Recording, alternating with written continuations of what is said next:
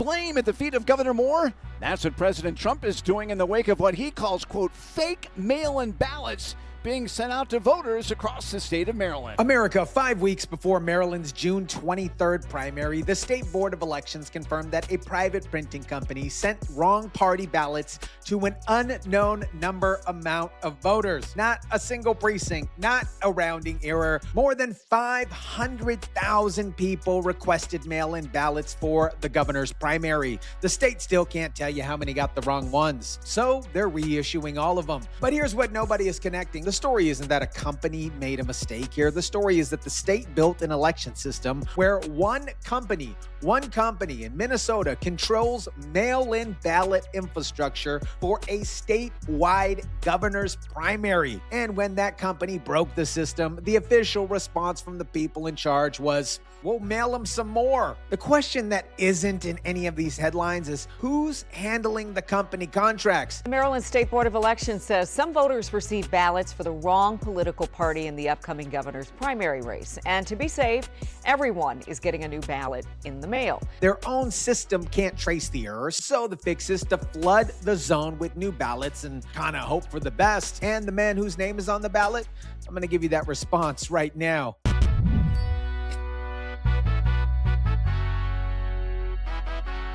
Pointing to the mail-in ballot vendor, Taylor Print and Visual Impressions, Inc. releasing a statement saying they understand the seriousness of this matter and have implemented additional quality control and verification measures to help prevent this type of issue from occurring in the future. What is up, guys? Tyson Dela Cruz here. Thank you so much for rocking with me. Additional quality control and verification measures. That frame, you guys, confirms those measures were not obviously in place before. Taylor Print and Visual Impressions, a printing company based in Minnesota, not in Maryland. They've held Maryland's mail-in ballot contract since 2021, and the contract runs through 2027, worth roughly $8.9 million of taxpayer money. The statement you just heard said they are now implementing additional quality control measures. Additional means the measures in place when this went out the door were significant to let fundamental coding errors reach an unknown number of voters without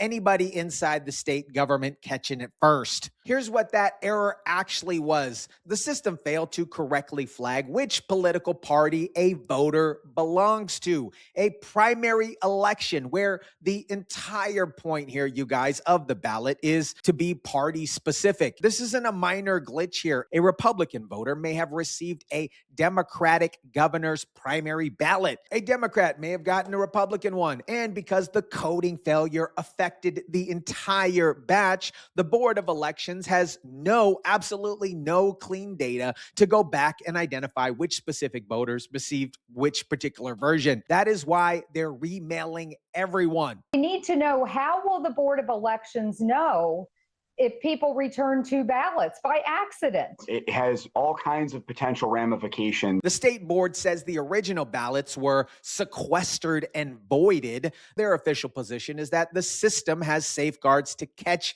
any duplicate submissions. Okay, they have not exactly explained how the safeguard function works when they don't have a complete list of who received the original ballot. If someone returns an original that they didn't know was wrong and the system doesn't flag it in time, the vote could count here when it shouldn't, or cancel out the corrected replacement when it arrives. At 500,000 ballots, a small failure rate produces thousands and thousands of corrupt votes. The board system said it's not possible. The same board that told Maryland the vendor system was reliable is now asking Maryland to trust a new system is reliable. You can decide how much confidence that earns here. And that right there is the question that goes beyond Maryland, because the same government asking you to trust its system, its ballot vendors, its Medicaid systems, its oversight boards, is the same government your retirement is sitting in right now.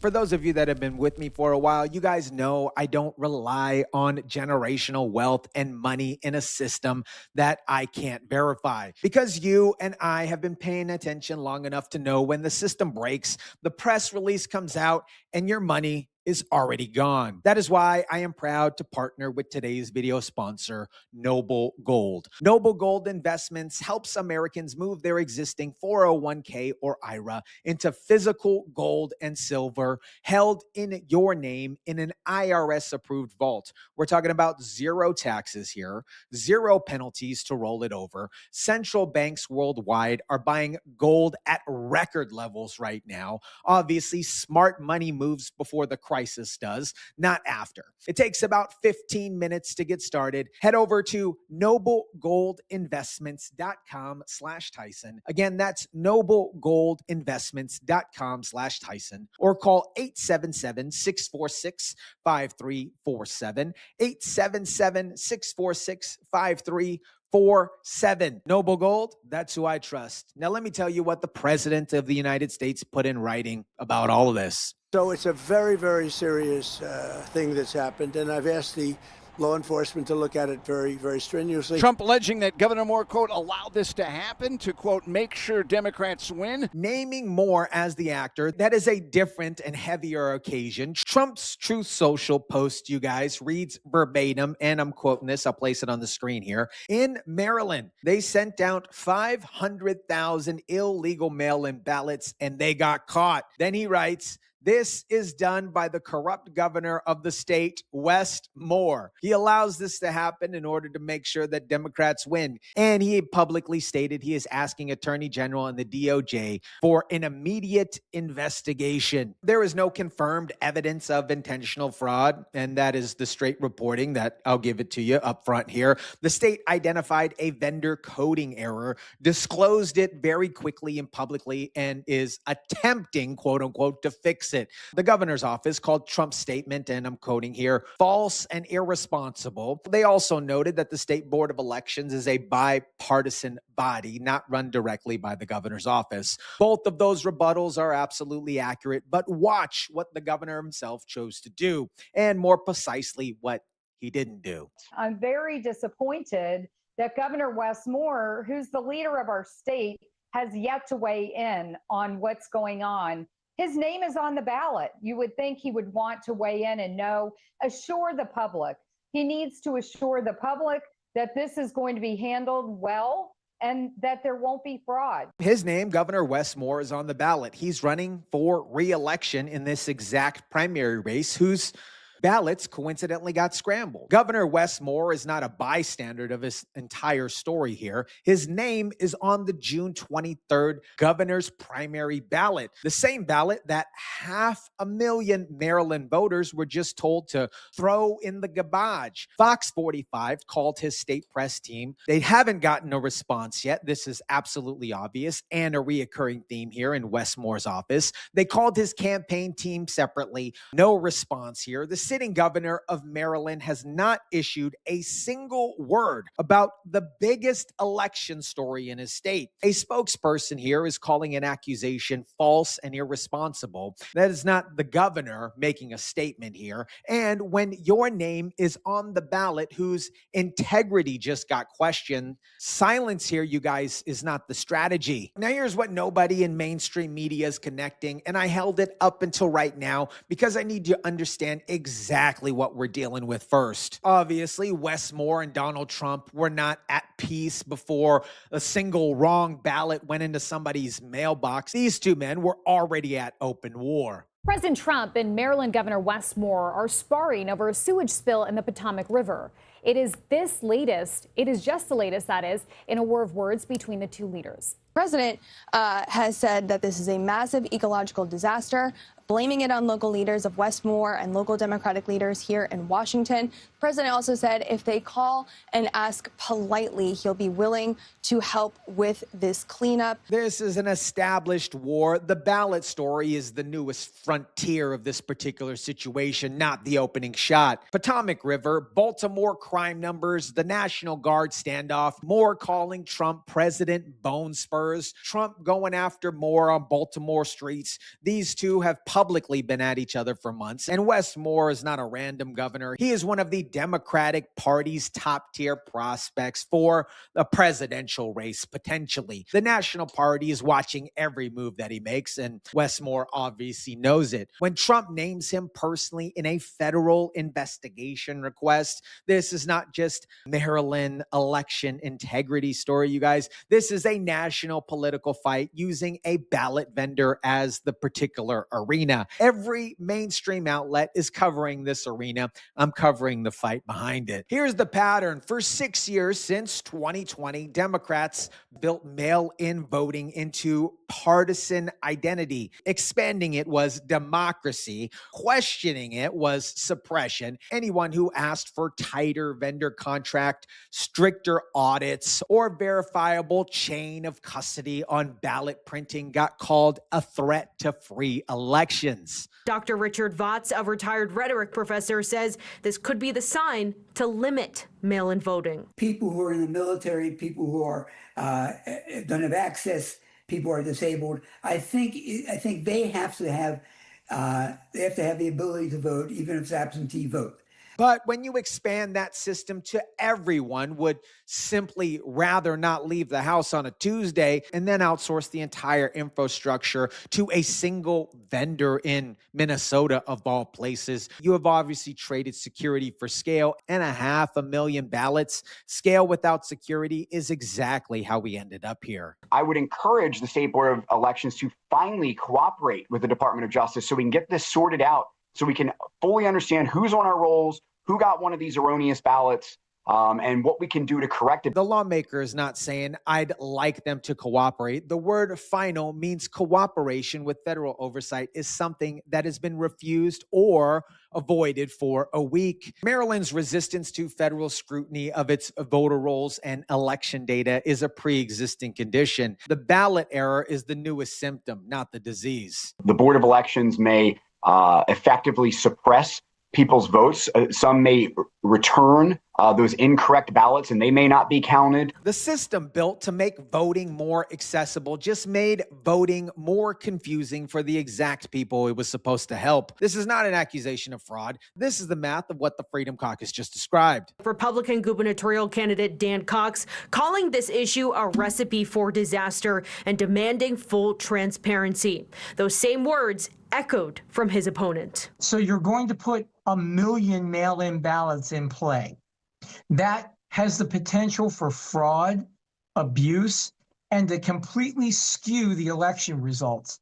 This is going to do nothing but delay the outcome of the primary election. His voters are among the 500,000 who received mail-in ballots. Some of them may have already received the Democratic primary ballot and couldn't vote for Cox even if they tried. Some may have already turned the wrong ballot, and now that gets thrown out. The man who would face Wes Moore in November if Cox wins the primary, his voter pool is directly affected by an error that an incumbent administration is calling quote unquote handled. And the incumbent administration still hasn't said a word publicly. President Trump threatening a federal investigation into Maryland's elections now, all but accusing Governor Wes Moore of election fraud over an issue with mail-in primary ballots. Now, the president did not provide any evidence for that claim. As we reported, the State Board of Elections blaming a vendor issue for some voters getting primary ballots in the mail for the wrong party. Trump claimed Moore allowed it to ensure a Democratic victory, but it's not clear how that would work. Primary mail-in ballots are being reprinted and reissued. The anchor here bundles the fraud accusations and the accountability question into one dismissal. They're not the same question. It's not clear how that would work. That line there, you guys, is designed to make the accountability question sound as absurd as the unproven fraud claim, putting them in the same sentence. Any smart person can see that they're not the same question. Whether Wes Moore personally directed the vendor to send wrong wrong ballots is a Trump accusation with no confirmed evidence. And I say that plainly here. Whether a company receiving state taxpayer money failed at one task they were contracted to do, and whether anyone in Maryland government was monitoring that contract is a documented failure that deserves a documented answer. The anchor collapsed both questions into one eye roll and attempted to call it journalism.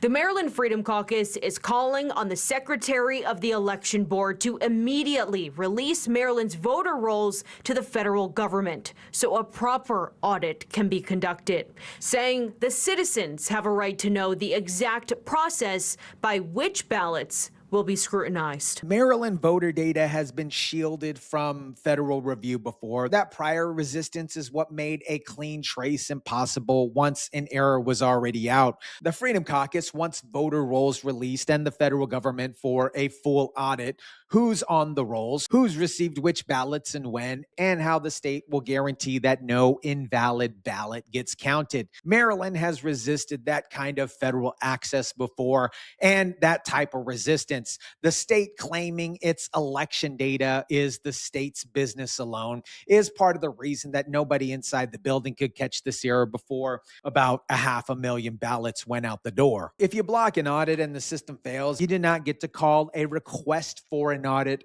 false and irresponsible. You actually earn the audit. America, here's the piece that outlives this primary. Taylor Print and Visual Impressions contract runs through 2027. If nothing changes, no new vendor, no new audit requirement, no federal intervention, that company handles Maryland's mail-in ballots for the next election cycle. Whoever wins in June inherits that arrangement. If it's Wes Moore, he governs under a vendor contract he publicly addressed. If it's Dan Cox, he inherits a vendor that the Democratic administration installed and refused to discuss. Either way, the contract is still running. And a federal audit, if Trump's DOJ request goes anywhere, doesn't start in 2026 and stop there. An audit of Maryland's voter rolls and vendor contracts goes back into 2021, at least 2 prior election cycles.